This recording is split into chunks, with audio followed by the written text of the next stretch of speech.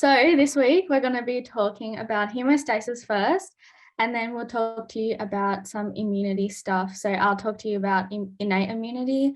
Caroline is going to go through some adaptive immunity, and then Pranay will just talk about our immune system's response to infection overall, and then also some stuff about cancer.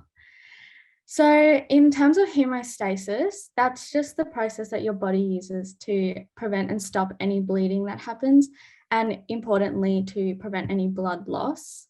So there's 3 key steps. The first one is vasoconstriction. So the purpose of that is to slow blood flow to the area of injury, and that's just going to reduce any blood loss.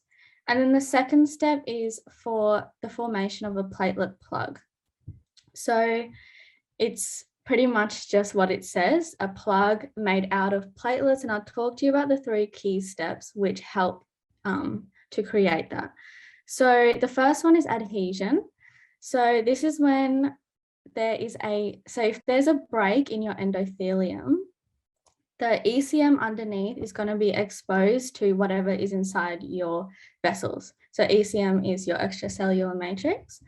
And so if there are any platelets that are traveling through your vessels, they will interact with something called a von Willebrand factor on that ECM, and it will bind to it. So the glycoproteins on a platelet will bind to those factors. And then the second step, which is activation, happens. So once those 2 have binded together, that platelet is now activated. And by one platelet being activated, it can activate other ones around it and also recruit them to the site of injury. And then you have aggregation. So that's when all of the platelets come together and kind of form that plug, and they're all linked together by things called fibrinogen bridges. And then the next step, so I'm going to talk to you a bit about coagulation factors first before I talk about the third step. And coagulation factors are just enzymes that are involved in this third step, which is called secondary hemostasis. So on the left-hand side there are all of the important coagulation factors. I think mainly the first and second one, interchangeably people will say fibrinogen or coagulation factor 1. So just be familiar that they both mean the same thing. And all of those coagulation factors are made in the liver. So if you have any issues with your liver, you're going to have problems with forming these clots. And all of them need not all of them, only these specific ones need vitamin K. So factors 2, 7, 9, and 10. And those ones you can remember by the TV channels, channel 2, channel 7, channel 9, and channel 10. Okay, so the actual fibrin clot formation or secondary hemostasis, that's your final step in the whole process. And the purpose of that is to make a stronger and more stabilized blood clot, because the platelet clot that you made is not super strong. So this step involves something called the coagulation cascade. So I'll just talk through it. I think that diagram on the left, you're just going to have to know. But if you break it down, it's pretty straightforward. So you've got on the left-hand side intrinsic, so the intrinsic pathway, and then on the right-hand side, the extrinsic pathway, and a common pathway where which always happens regardless of how it started.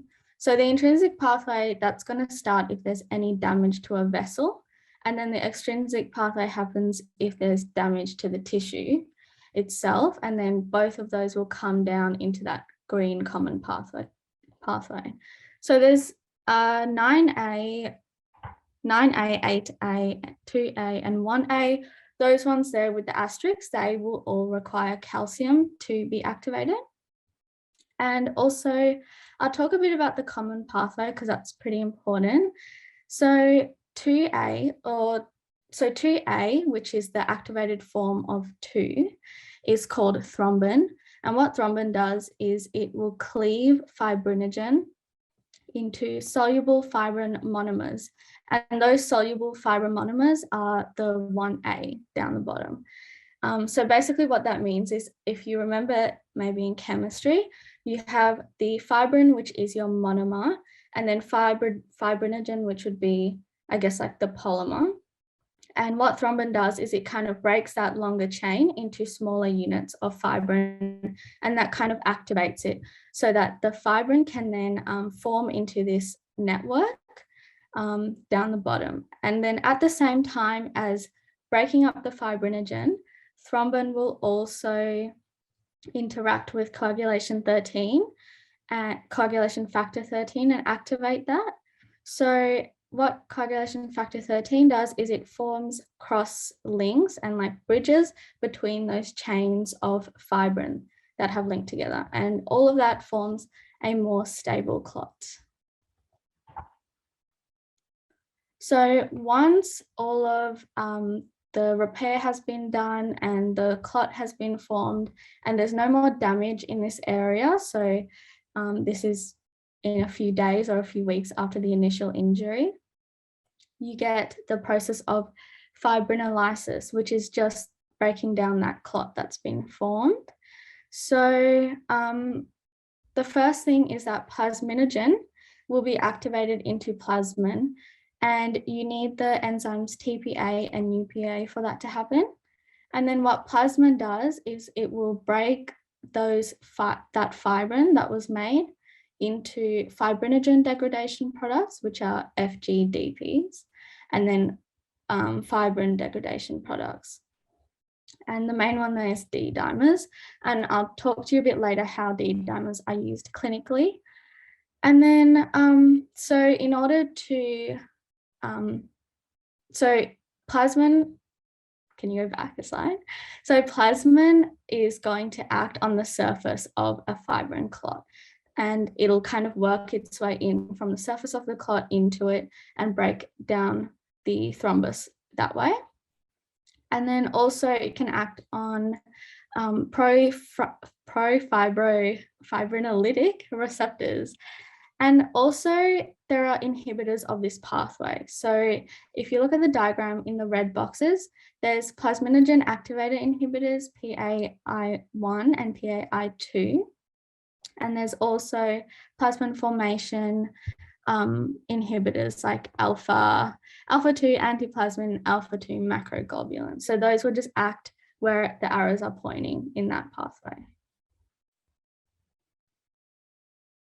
Okay, so there's some key lab tests that you would use to look at the functioning of each of these coagulation factors and if the pathways are working properly. So the three main ones, it's prothrombin time and activated partial thromboplastin time and then thrombin time. So prothrombin time, that's going to test your extrinsic and your common pathways. So in the diagram down the bottom, that's your blue and your purple ones. And then your APTT, the second one, is going to test the coagulation factors in your intrinsic and your common pathway. So the pink and the purple there. And then your thrombin time is just going to test that last step in that coagulation cascade, which is fibrin forming from the fibrinogen. And another test you can use is fibrinogen levels.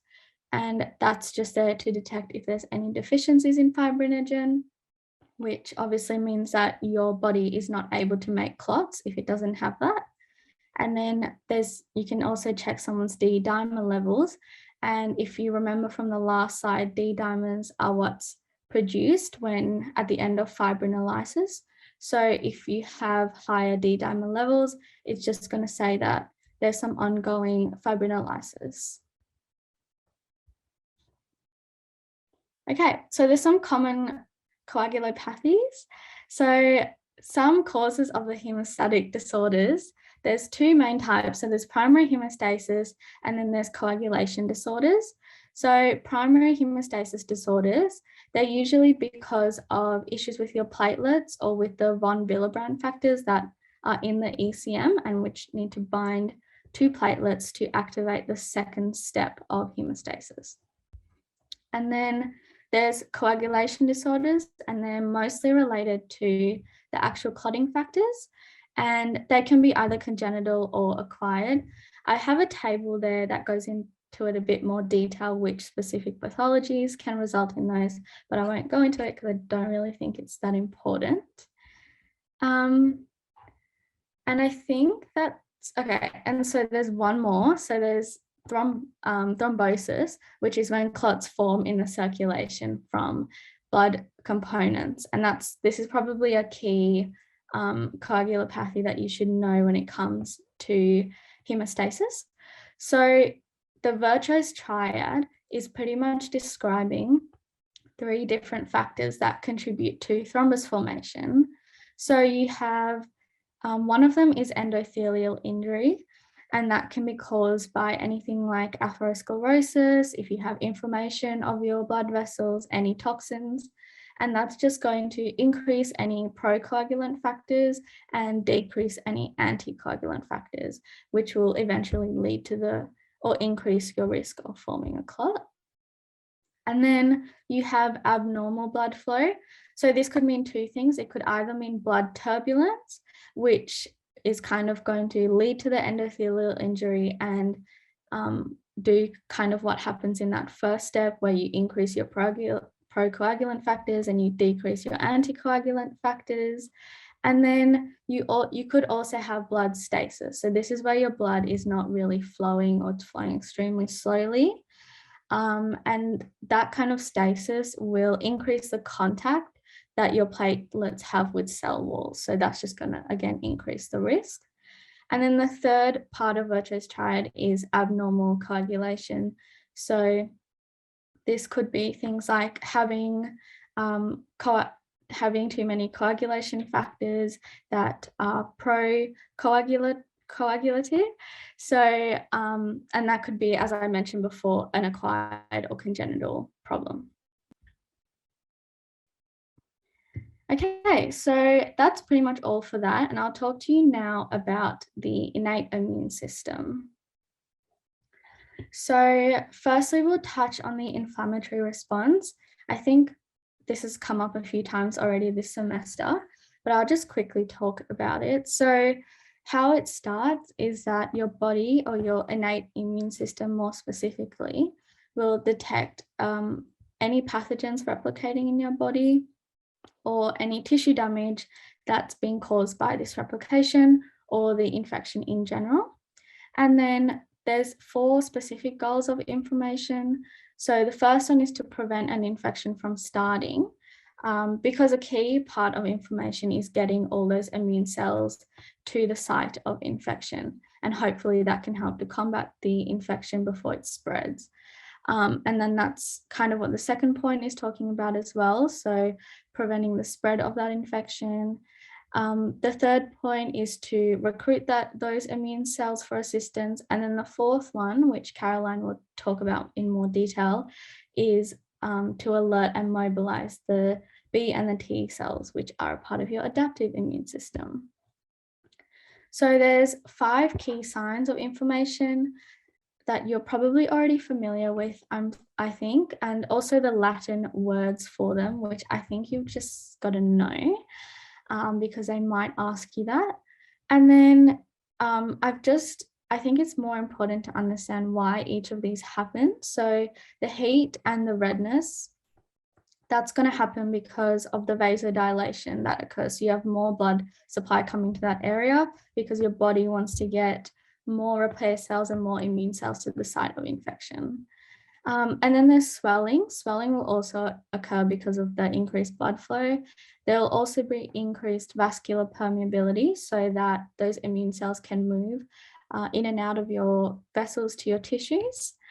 And then you also get pain in very severe inflammation because you have the swelling that can stimulate nociceptors, and also the release of a lot of cytokines and chemokines that can also trigger those pain signals. And then you have the loss of function. So that can be due to the pain. So you just don't really want to move your wrist if it's swollen and causing pain. It could also be due to certain reflexes that stop you from moving your muscles and prevent you from causing any pain or further damage. You could have disruption to your normal tissue structure, so that would stop you from being able to use it. And then also, more importantly, the fibroplasia, which is when the tissue is being replaced by fibrous tissue, sorry. So that's pretty important when it comes to parenchyma, which is the functional tissue of your organs. And so, for example, if in your heart or your liver, if that tissue is being replaced by fibrous tissue, that those organs are not going to be able to perform the function that they're supposed to. So that's also another way that you can lose function. I think also fixed barriers has probably been covered already, so there's 3 key types of fixed barriers. There's mechanical, chemical, and microbiological. So mechanical, a key one for all those areas, the lungs, skin, eyes, and gut, is the tight junctions between epithelial cells. And that's kind of a physical barrier so that pathogens can't squeeze through the epithelial cells into the tissue. Some of those places like your lungs and your eyes and your nose also have mucus that kind of trap any bacteria that come in, and cilia, which are like little hair-like structures that can help to sweep it out or trap the bacteria.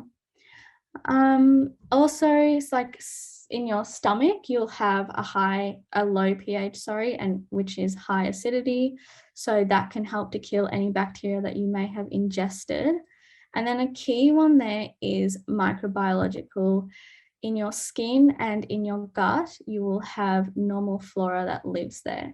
And that can protect you from more harmful pathogenic bacteria, which have to compete with the normal flora in order to survive. So it makes it harder for them to colonize.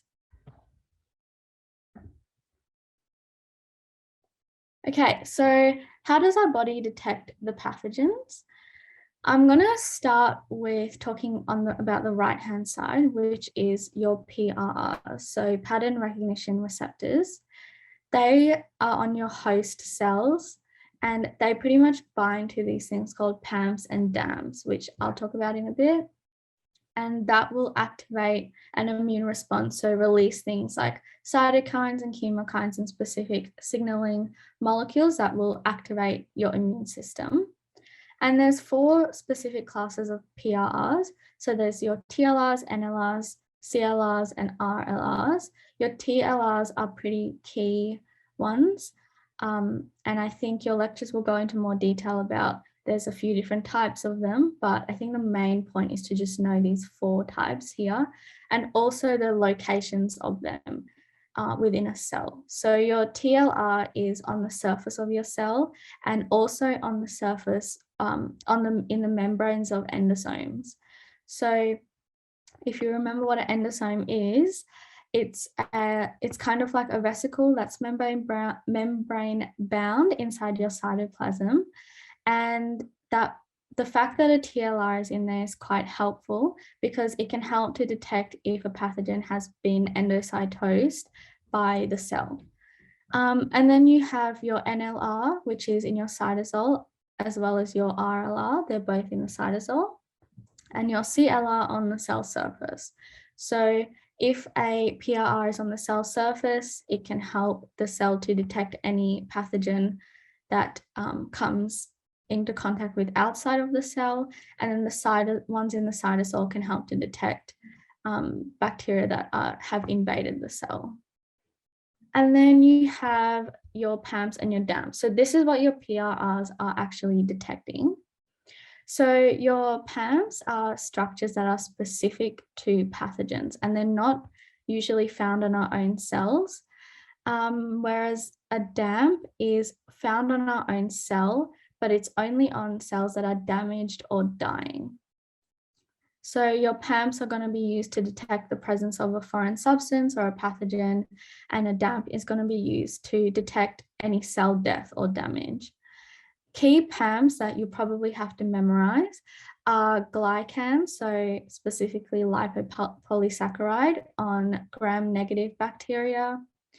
Also, certain proteins like flagellin, which is a part of a bacterial flagella, which are little tail kind of things that a bacteria will have to help with motility. And then also nucleic acids, so RNA and DNA, that are specific to certain pathogens.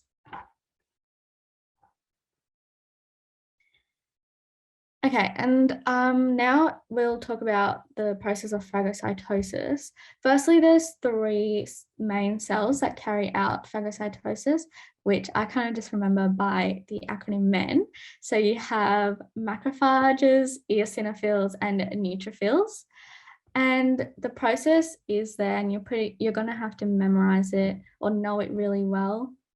So the first one is a trigger. Your PRR binds to your PAMs, which is what we talked about on the last slide, and that's going to trigger the whole process of phagocytosis. So the next step is that the pathogen is going to be endocytosed or engulfed by the cell. It's going to be inside something called a phagosome after it's been engulfed, which is just a vacuole. And then that phagosome is going to fuse with a lysosome. And a lysosome is another vesicle that contains specific enzymes and compounds that are toxic to the pathogen, and that's going to help to kill and digest it. And then the last step is exocytosis, so getting rid of the digested pathogen from the cell. Okay, so now I'll just talk about some of the key cells of the innate immune system. So the natural killer cell, its key function is to kill our own damaged cells. And it does that by releasing three things: perforin, granzymes, and defensins. So perforins, if you just think of perforating, it will punch holes into the cell membrane. Granzymes, they're just enzymes that will help to digest any bacteria, or sorry, not bacteria, just components of a cell, because these are more specific for damaged cells and not as specific for pathogens. And then defensins are just host proteins. And they're usually involved in antimicrobial activity, immune signaling, or both. And then the natural killer cells will also secrete inflammatory cytokines. How they're activated is they have a receptor called a killer inhibitory receptor, and it will assess the MHC1 on the cells that it interacts with or comes across.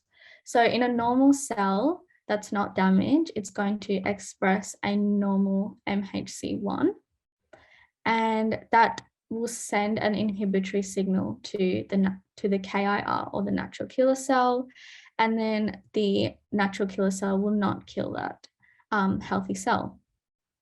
But if the cell is damaged, it's not going to express a normal MHC1. So there's not going to be any inhibitory signal that's being sent to the KIR, and then the natural killer cell will kill the cell. The next type of cell is a macrophage. So as I talked about before, it's a phagocyte alongside eosinophils and the other one, neutrophils. So macrophages are monocytes in your bloodstream, but then once they enter the tissue, they're called macrophages.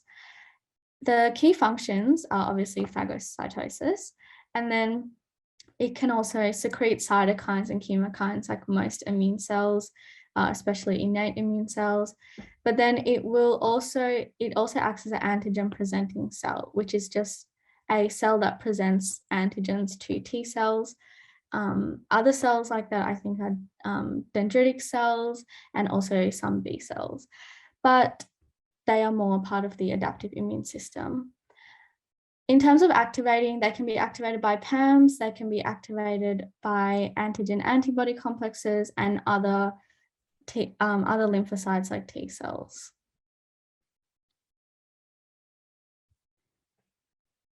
And then the other two phagocytes are eosinophils and neutrophils.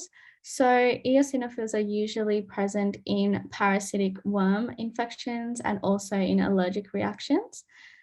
Both eosinophils and neutrophils are going to be involved in phagocytosis and also releasing certain toxins that will help to kill a pathogen. But neutrophils will also be involved in something called netosis, which you will look over in a bit more detail next semester. And a key thing is that both of those are both phagocytes and granulocytes, whereas basophils and mast cells on the right side are not phagocytes and they're only granulocytes. And basophils and mast cells are very similar in function. They're both involved in the inflammatory response, and they also release granules that are quite well known to cause allergic reactions, things like histamines. But a key difference is that basophils you usually see in the blood, whereas mast cells you would see in tissue.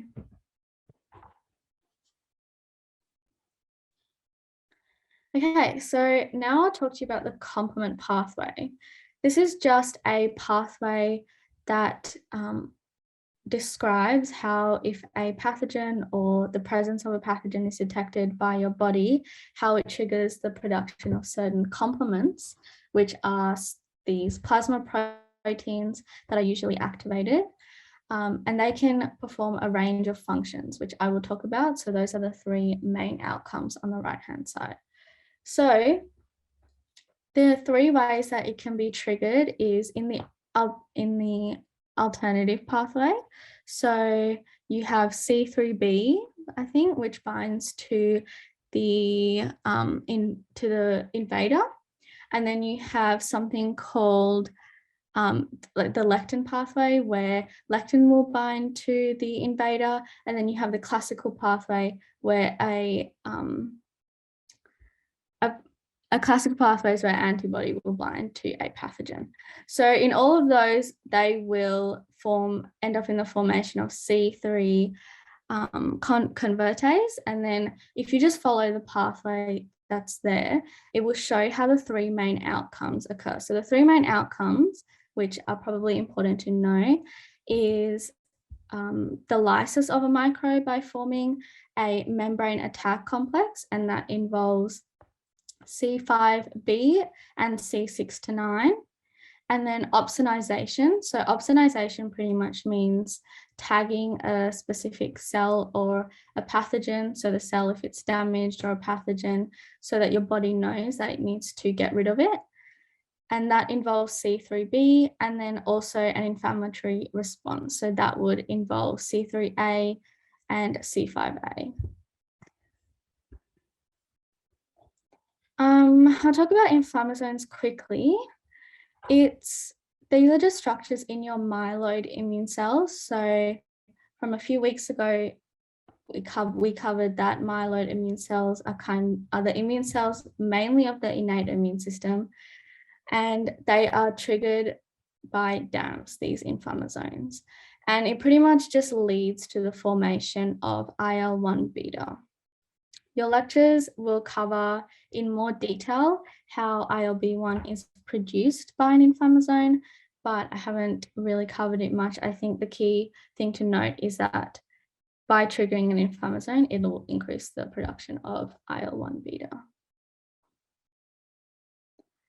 Okay, now I'll talk a bit about cytokines. So cytokines are very important in your immune system, and they are key chemical messengers that occur between cells in your body.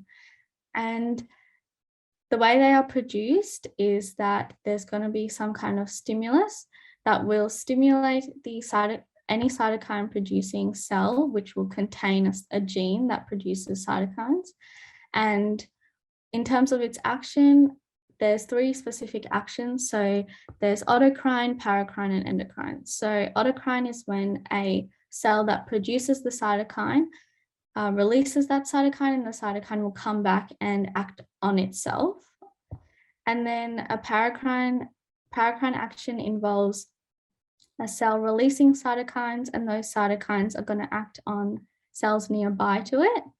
And then endocrine is when a cell releases cytokines into the bloodstream. It's going to travel to more distant areas of your body and go to a cell further away. And there's 4 different types of cytokines. There's chemokines, interleukins, interferons, and tumor necrosis factor.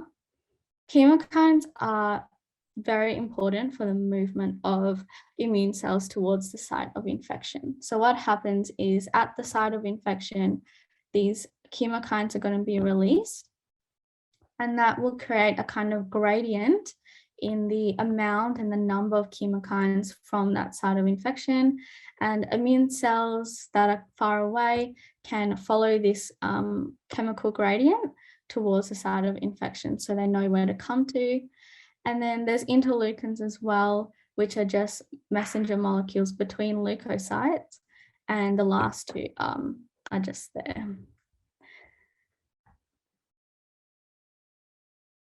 So this is a pretty big concept here, leukocyte migration. So I've tried to break it down as much as I can, but you're probably going to have to look over this slide a few times. So there's 3 major steps. So one is the release of inflammatory and migration signals, so things like cytokines and chemokines. Then the second big step is to actually capture leukocytes so that they can then enter the infected tissue in the last step.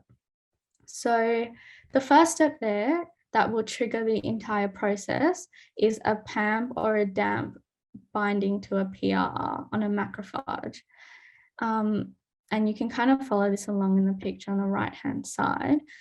Then once the PAMP has triggered a PRR, the macrophage is going to release a bunch of cytokines and chemokines, and those will increase the expression of surface adhesions on the endothelium. So surface adhesions are just those little lines that you can see poking up on the endothelium that will bind to leukocytes that are rolling in the blood and help to direct them to the site of infection.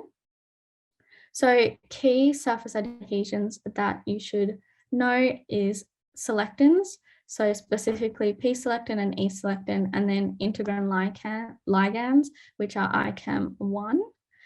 And so as the leukocytes, once this happens, the leukocytes themselves will start to express certain things. So I've listed there, selectin ligand, integrins, and also chemokine receptors. So the selectin ligands and the integrins, they're going to bind to the selectin and the integrin ligands on the endothelium, and that'll help to, it's more important in the next step, which I'll talk about, but specifically chemokines the chemokine receptors will help to detect that chemokine gradient and direct the leukocyte to the site of infection. And at the site of infection or inflammation, the integrin on the endothelium will increase its binding to the integrin ligands on a leukocyte. And that's going to pretty much act as a brake and stop the leukocyte where it needs to stop. And then through a process called extravasation, where mast cells and basophils, they're going to release something called histamine, which will increase vascular permeability and make it easier for the leukocyte that's in the vessel to enter the tissue. So then the leukocyte is going to go into that tissue and then follow the chemokine gradient inside that tissue and find the pathogen. And then lastly, the cytokine has some key effects. So there's local effects and there's systemic effects. So the local effects are the most important, I think. So they happen in 3 areas: your vascular endothelium, your parenchyma, which is just the functional tissue in your organs, and then in your tissue leukocytes, so your mast cells and your dendritic cells. So in your vascular endothelium, it's kind of what we just talked about in the last slide. The release of cytokines is going to increase those adhesion molecules. It's also going to increase permeability, so leukocytes can go into your tissues from your blood vessels. It's going to increase the chemokines that are expressed, and it's also going to decrease your blood flow rate so that it's easier for the leukocytes to bind to the integrins and not be swept away. In the parenchyma, they're going to increase chemokines and increase cytokine synthesis. That's just to help again with the signaling.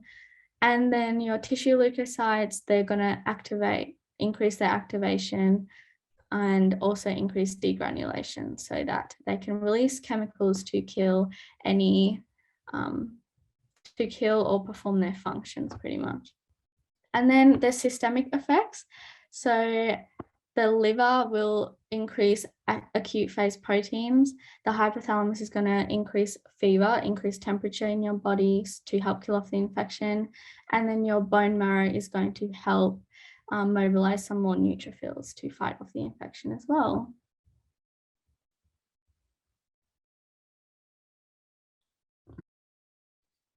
Awesome. Thanks, Sayumi. So now I'm going to move on to adaptive immunity.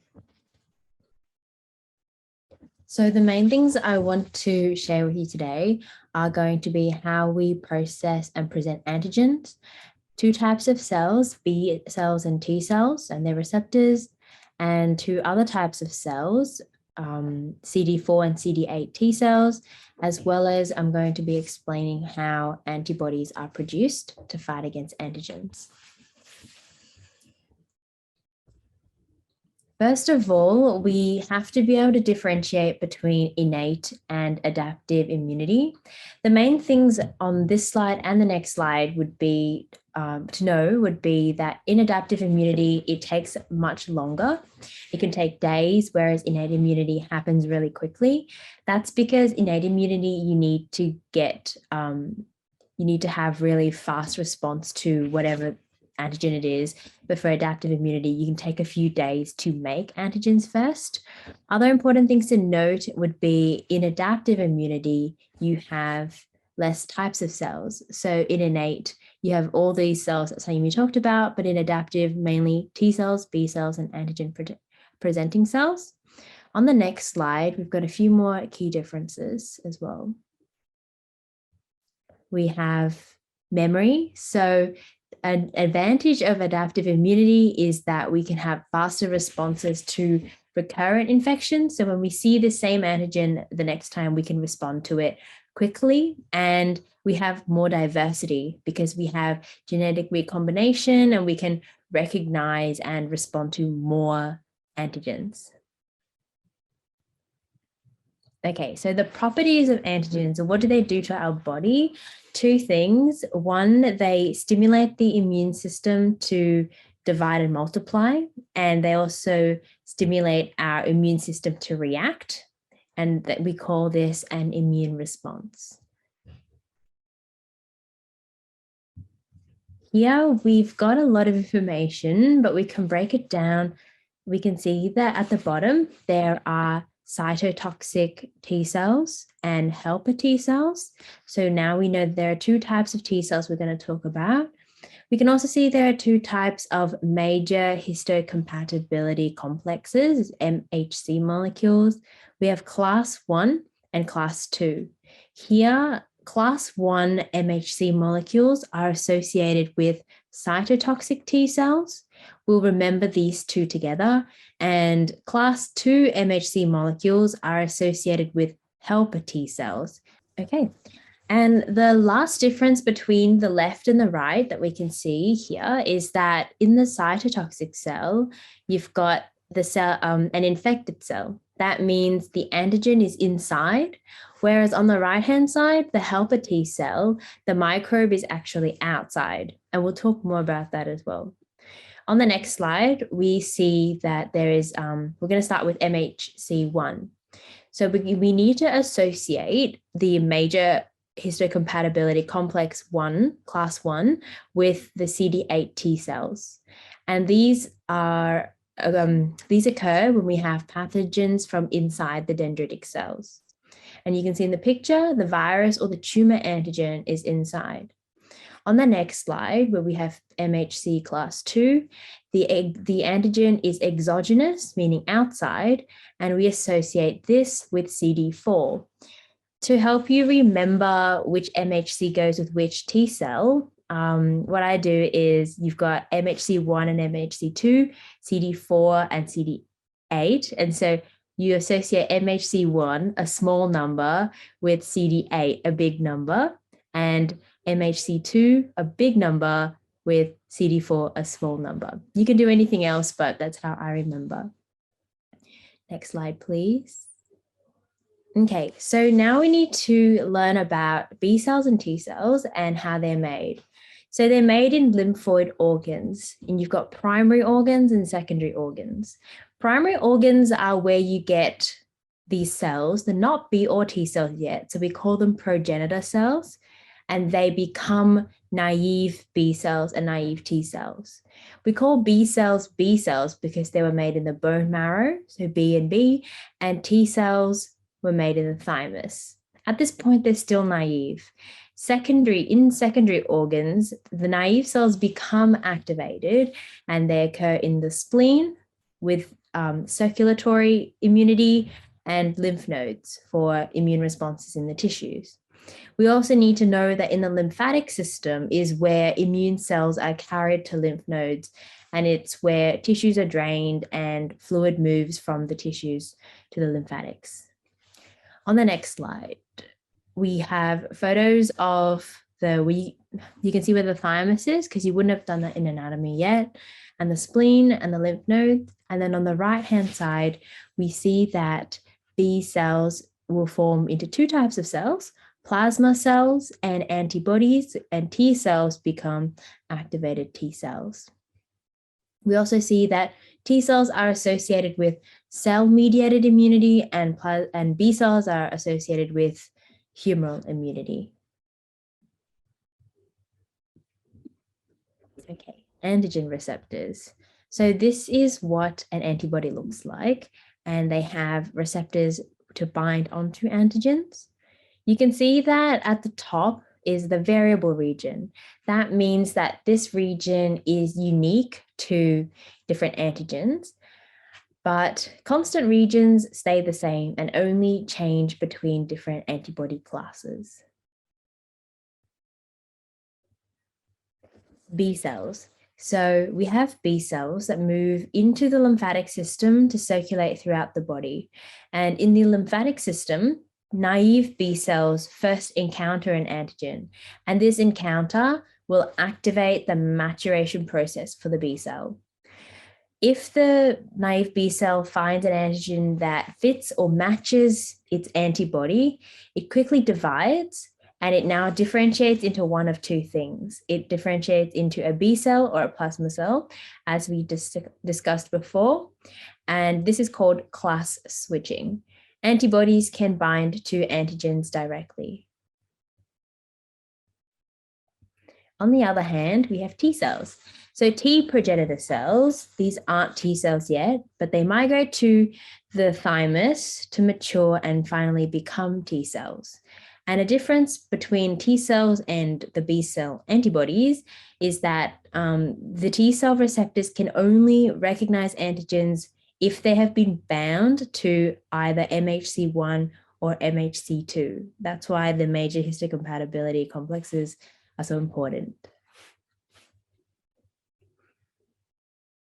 Now we need to know the differences between B cells and T cells.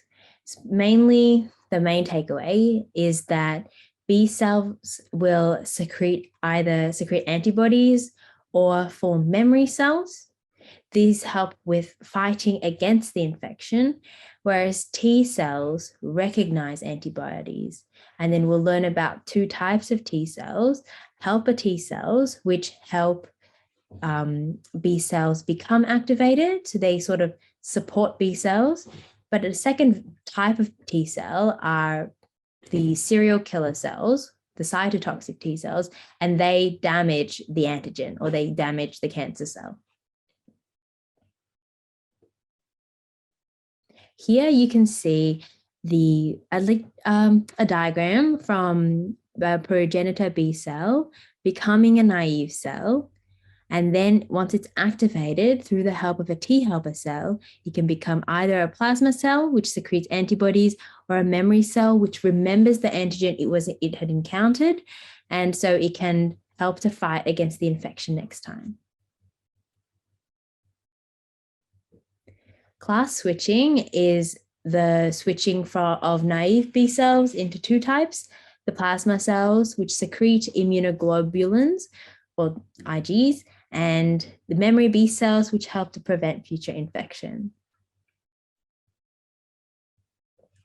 Now, naive T cells. So how do we get naive T cells to become activated? There are 3 steps. First of all, activation. So you can see in this diagram specifically, we have CD4 on the T cell and MHC class 2. Remember, MHC class 2 associates with CD4. So binding of this or the other way, MHC1 with CD8 has to occur. Secondly, we have this co-stimulation. In this one in particular, it's CD28 with B7, 1 and 2. What happens is we need this co-stimulation, otherwise the cell will attack its own self cells. This stimulation shows that this is a cell that is not a self cell, but it's a foreign cell. And finally, differentiation, where cytokines and interleukins are released to instruct the T cell to become a certain type. Now I'm going to run through some types of T cells. So the first one is T regulatory cell. So before, if you can remember, we saw a CD28 cell or something like that. You don't have to remember the numbers, I don't think, but you just need to know that there are types of regulatory cells which express CD4 and another receptor called, this one is CD25, and they help to distinguish between self and non-self molecules. And if we didn't have these kinds of cells, then we'd just be attacking our own cells. And that means that we'd be at risk of autoimmune diseases. On the other hand, we have CD4 cells and CD8 cells. The difference between these two is CD4 cells are also known as helper cells. Helper cells help the activation of the cytotoxic T cells. They help the activation of B cells and other immune cells. And remember, these CD4 cells bind to MHC2. On the other hand, we have CD8 cells, and we call them serial killer cells. These cytotoxic, so toxic to the cell, express CD8 and are responsible for removing pathogens and infected host cells. So at this point, you can recognize that we need both of them. And why do we need both of them? Because you have one of them which helps the host fight against infection. So this is helping with immunity, whereas CD8 helps to fight by literally killing the pathogens or the source of infection. And so we need both because we want to be killing the pathogen and boosting the immune system at the same time. From here, you can see that a T cell precursor has turned into, at this point, a T cell that's still immature. But once it differentiates, it will differentiate into either a T helper cell, TH cell, or a cytotoxic T cell, which is TC cell. Here is just a list of immunoglobulins that you will need to know. An important one to remember would be IgE. These are involved in allergies, as well as IgM and IgG. So what happens when you have sort of an infection is that IgM is activated first, and then IgG is recruited later. And you can see that here. So why do we get vaccinated? And why, when you get vaccinated, sometimes the symptoms aren't as bad. So people think, like, why would you need to get it? The point is that most of the time when you're getting vaccinated against something, it's your first exposure.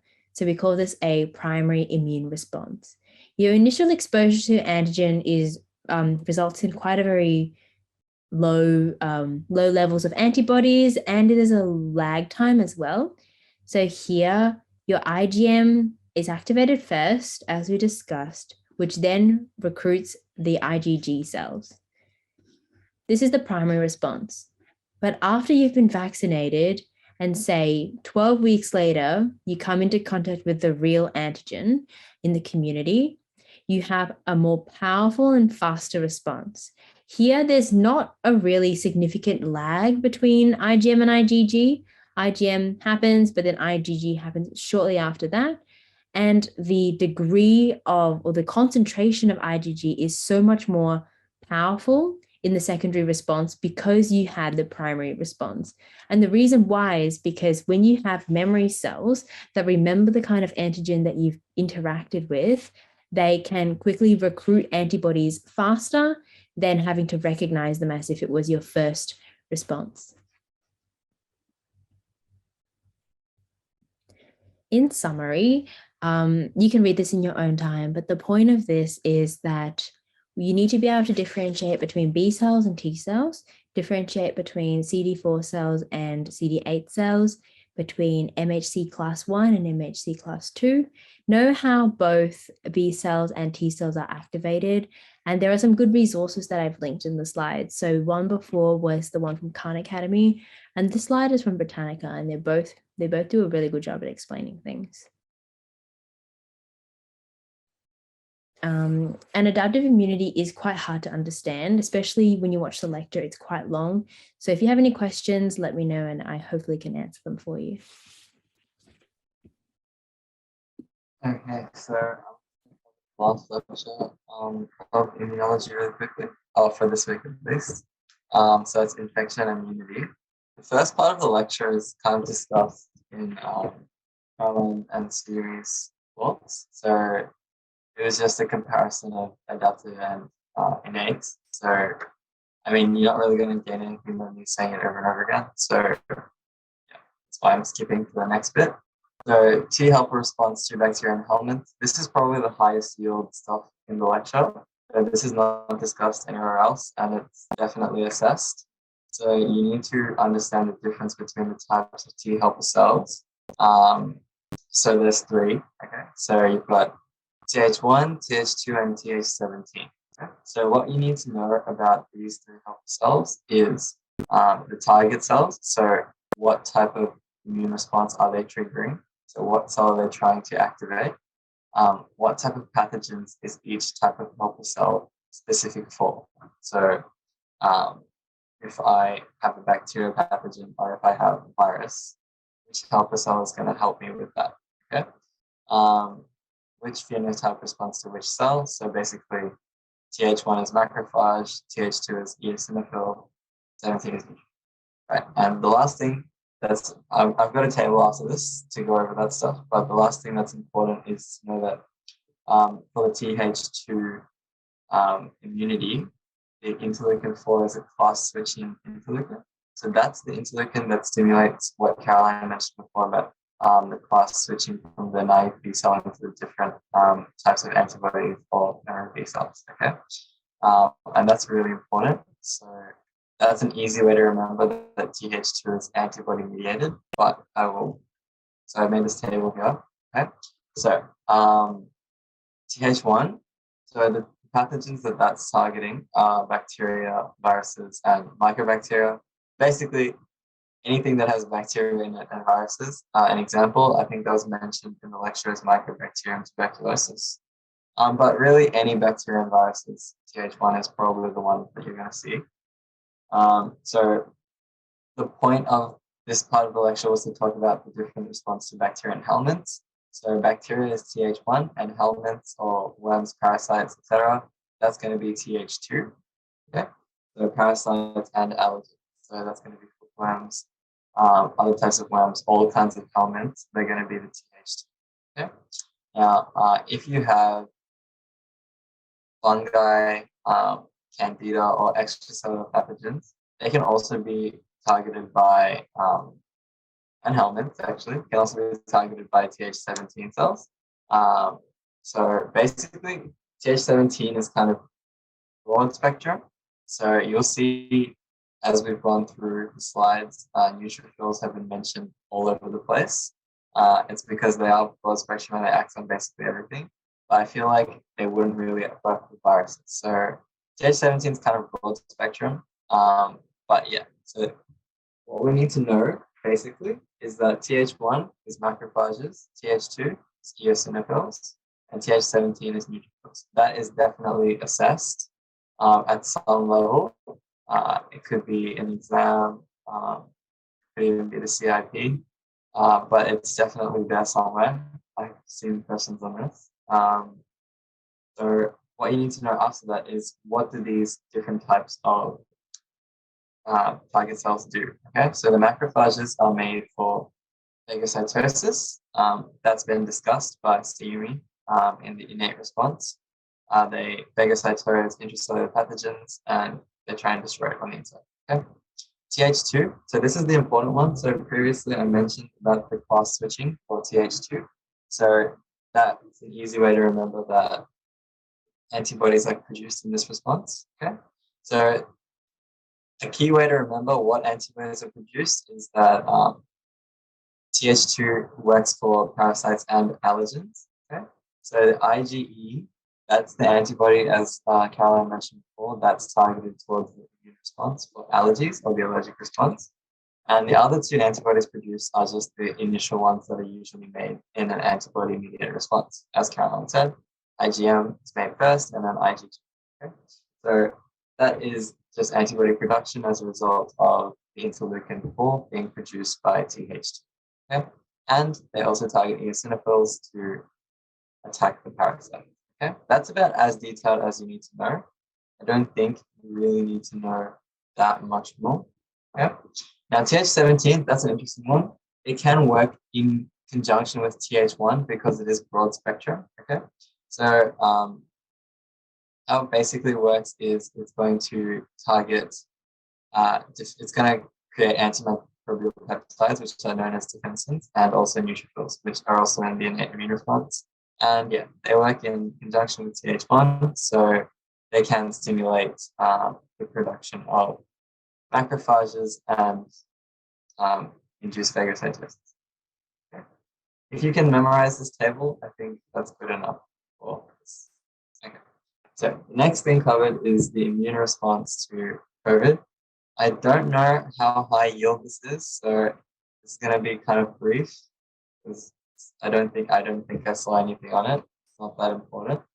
But basically, what you need to know is that in antiviral responses, critical cytokines such as interferon alpha or interferon gamma produce cytokines that signal the cell-mediated response. Okay, so what we learned before was that in virus infections, we're going to target TH1, and that's going to signal macrophages, which will engulf the pathogen. And also in immune responses to viruses, we've also got the activation of CD8 cells. So CD8 cells are the cytotoxic cells that are going to perforate the viruses or the cells infected with viruses. And the last thing is if you have previous exposure, then you will get immediate response from B cells, or if you don't have previous exposure, the B cells will produce IgA in the mucosal organs. Remember that IgA is definitely for viruses. But yeah, that's basically the main components. Now, just one thing to clarify, this whole table is for TH cells. That's different to the CD8 cells that I'm mentioning here. Okay, so TH or T helper cells or CD4 has different subsets, and CD8 is completely separate to that. So I just thought I'd clear that up. Gets confusing. Now, these graphs show what a typical immune response to viruses will look like. So obviously, at the peak of infection, you also have peak number of immune response cells. So you've got the high level of natural killer cells, interferon with those signaling pathways, and then the antibodies will come in later. And as the antibodies go up, you would expect to see a decrease in the virus because antibodies are specific to the virus and are trying to kill it immediately. Okay. Now, something that's important to note is that in a normal or asymptomatic COVID case, or doesn't have to be asymptomatic, but in a normal COVID case, this orange curve is what it should look like. You've got the peak of infection, then the antibodies will start being produced and it will die. Now, in severe COVID, the antibodies aren't being produced at a rate fast enough to actually help. And then this is where we get patients who go to hospital and need resuscitation. So this is the adaptive immune response to viruses. I've kind of already talked about it. So we know all of the steps by now, surely, of the immune response. So the dendritic cell takes up the antigen, presents it to the T helper cell, which is going to be Th1, and then cytotoxic T cells, and then the cells that induce antibodies, and then go on to make memory cells who make IgM, IgA, and IgG, and we try and kill the virus. Okay? Okay. So these are when things go wrong. Okay. So there's two main things that you need to know about what's going wrong. We've got a cytokine storm. The first, that's the first kind of major bad thing that can happen. Okay. So pro-inflammatory cytokines are released in infection. So you've got, these are the main ones. So interleukin 1 and 6, and tumor necrosis factor alpha, and interferon gamma. Okay.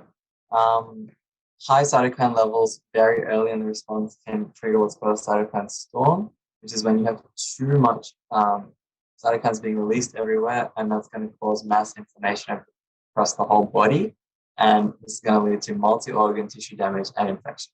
Okay, so very, very bad, and it can be potentially life-threatening if you're having a cytokine storm attack, and you get infected by an opportunistic pathogen, which can then grow very rapidly because your body's in kind of a state of mass inflammation and it's not really ready to defend itself.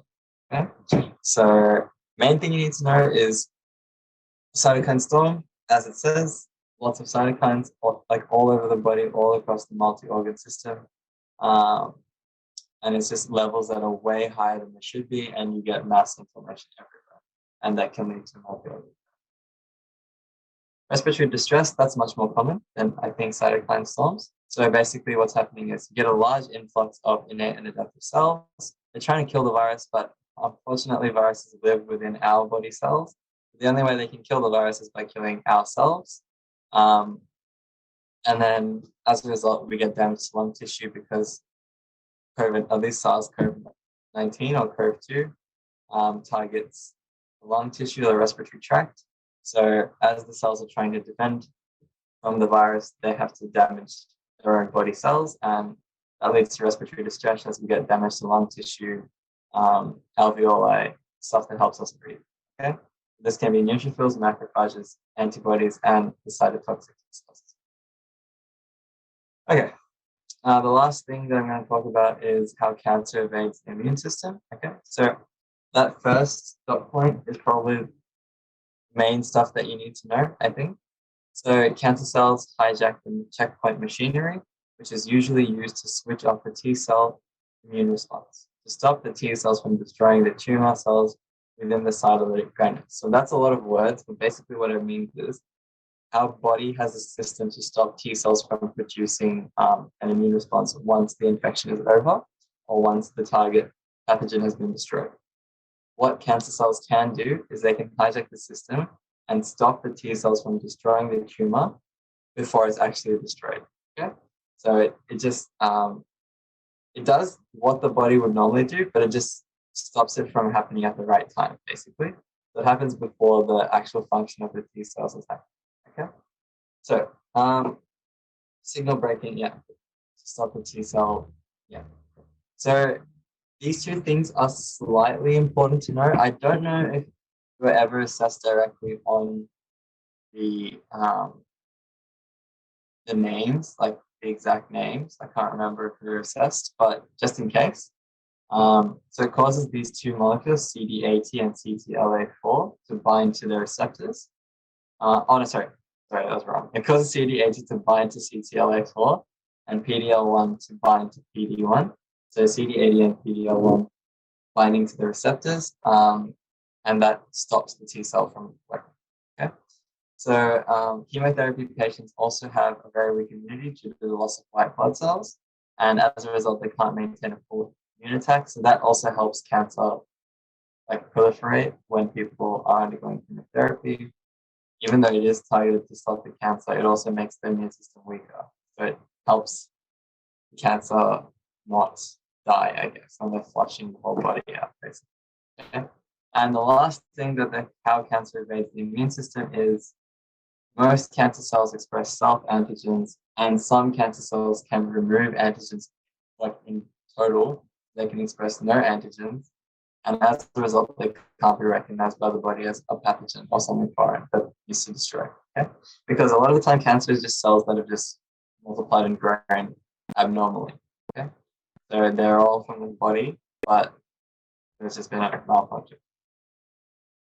Okay, so this is the last thing I'm going to talk about. So this is just something that I thought was quite interesting. I don't know if it's high yield but in the previous slide, I mentioned that two receptors for the brakes were CTLA4 and PD1. So scientists have been researching trying to create monoclonal antibodies or just in general anti-CTLA4 molecules and anti-PD1 molecules that stop the cancer cell from being able to like put the brakes on the T cell. So that's just something. Those are the targets because they receive the braking signal. I thought that was interesting. But that's it. Yeah.